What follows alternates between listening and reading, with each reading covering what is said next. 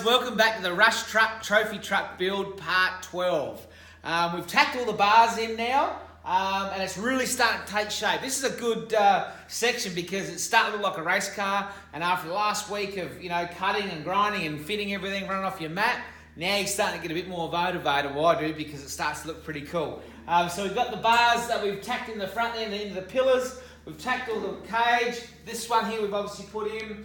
These three, those three go in there, beautiful in there. Then we've tacked all that nice and square. We've removed all the jig plates as well. So as you're going, you can remove plates, and it just takes a little cut sometimes out of these plates to then push the plates out the road, and that'll keep all the tubes nice and square. So move on to the back section. Now with the back section, you actually make this on the floor. So you've got your rear cage here where your number plate goes. These bars here go underneath there like that.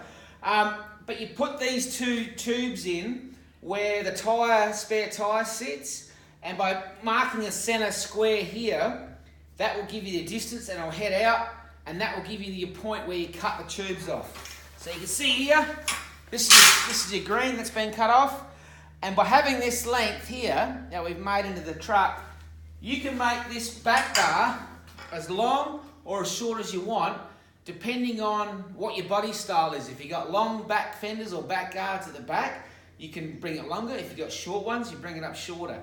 If you want to make this tube higher, you can flatten it out. If you want to make it lower, you can lower it down. So we've got another one that comes around the back, and we'll show you on that next one. But this one sort of adds a bit of a personal touch and preference on what you like.